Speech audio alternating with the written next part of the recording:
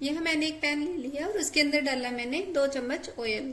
यह मैं डाल रही हूँ थोड़ा सा जीरा। अब जो ये हमारा जीरा है ये भुन चुका है। अब हम इसके अंदर डालेंगे हरी मिर्च और अदरक का पेस्ट। यह मैंने हरी मिर्च और अदरक को बारीक सा पीस लिया है। अब मैं यहाँ डाल रही हूँ मोटा कूटा हुआ धनिया। यह मैंने धनिया को मोटा मोटा सा कूट लिया है। अब मैं थोड़ी सी इसके अंदर डाल रही हूँ हींग। थोड़ी सी मैं इसके अंदर डाल रही हूँ हल्दी पाउडर और हल्की सी मैं यहाँ डाल रही हूँ लाल मिर्च का पाउडर, क्योंकि यहाँ हमने पहले भी हरी मिर्च डाल ली है और हमने तीखी वाली हरी मिर्च की चटनी भी बना ली है। अब हम इसके अंदर अपने आलू मैश करेंगे। यहाँ मैंने 3 से 4 आलू ले लिए हैं और उनको मैंने उबाल कर बिल्कुल ठंडा कर लिया। अगर हम आलू को गर्म रखेंगे तो जो ये हमारा स्टफिंग है ये अच्छी नहीं बनेगी। हमने आलू को इस तरह से दबा दबा के अपने मसाले के अंदर मैश करना है। अब मैं इसके अंदर डाल रही हूँ थोड़ा सा पनीर। यह पनीर को मैं हाथ के साथ ही इस तरह से मसल कर डाल रही हूँ। इससे जो हमारे ब्रेड पकोड़े हैं ये बहुत ही स्वादिष्ट बनेंगे।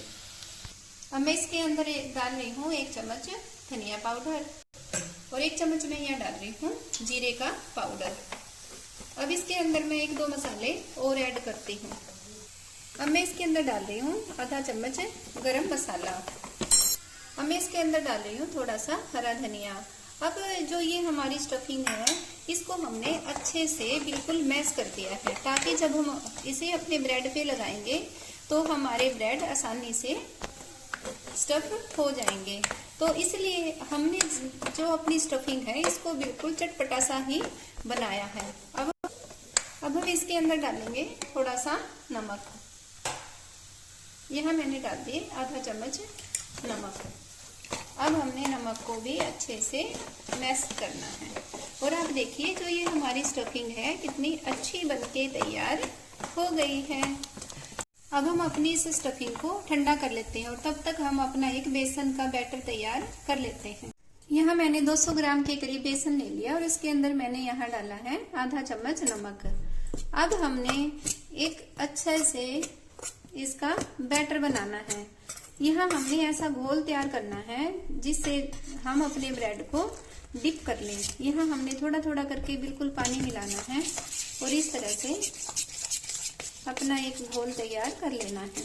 तो ये हमारा बैटर है, इस कंसिस्टेंसी का हमने इसको तैयार करना है।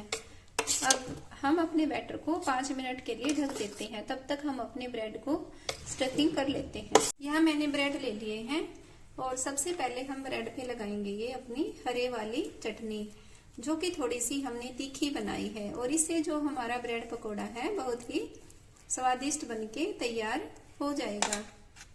इस तरह से हम अपने ब्रेड के चारों तरफ हरी चटनी लगा देते हैं।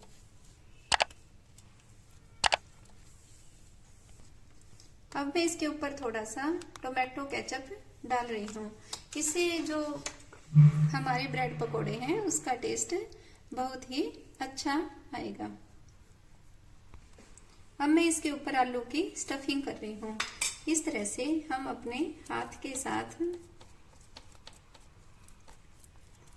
अपने आलू को अपने ब्रेड के ऊपर इस तरह से हम इसको लगा देंगे। अब मैं जो ये हमने अलग से ब्रेड लिया इसके ऊपर मैं डाल रही हूँ टोमेटो केचप।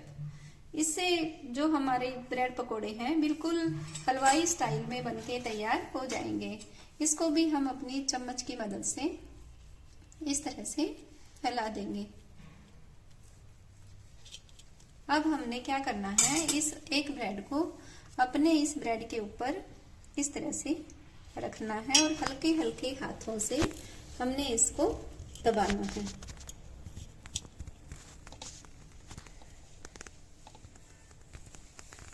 अब हम इसको चाकू की मदद से इसके 2 पार्ट कर लेते हैं। अब हम इसको इस तरह से 2 भागों में काट लेते हैं।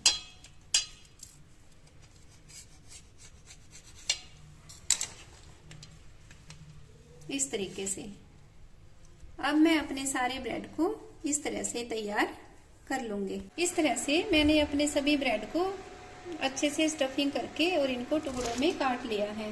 अब हम इनको बनाएंगे।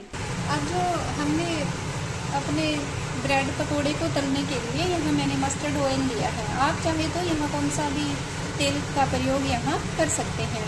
अब जो ये हमारा ऑयल है ये गर्म हो चुका है और इसकी 1 चम्मच हम अपनी जो हमने ये बैटर बना रखा है बेसन का, इसके अंदर हम मिला लेते हैं। इससे जो हमारे पकोड़े हैं बहुत ही क्रिस्पी बनेंगे। अब मैं अपने घोल में एक सीक्रेट चीज़ और मिला रही हूँ। यहाँ मैंने लिया है 1/4 टेबलस्पून बेकिंग पाउडर। यहाँ हमने बेकिंग सोडा नहीं लेना, यहाँ हमने बेकिंग पाउडर का ही यूज करना है। अब ये हमने अपना घोल ले लिया। अब इसके अंदर हम डालेंगे अपने ब्रेड को। पहले हम ब्रेड को इस किनारे से डीप करेंगे, फिर हम इस किनारे से डीप करेंगे और फिर हम इसको इस तरह से। अब जो ये हमारा ब्रेड है इसके ऊपर हमने अच्छे से ये बेसन का घोल लगा लिया। अब हम इसको 1-2 मिनट के लिए ऐसे ही रखेंगे ताकि जो भी इसका एक्स्ट्रा बेसन है वो अलग से निकल जाएगा। अब हम अपने इस ब्रेड को अपने ऑयल के अंदर डाल देंगे इस तरह से।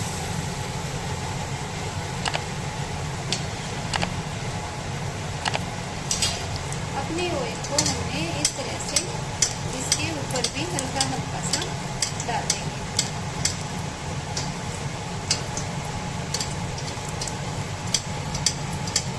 अब जो ये हमारे ब्रेड पकोड़े हैं ये बहुत ही अच्छे बनके तैयार हो जाएंगे।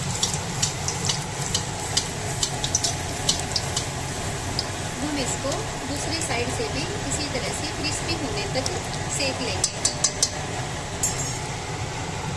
और आप देखिए जो ये हमारा ब्रेड पकोड़ा है कितने अच्छे से सिक के तैयार हो रहा है।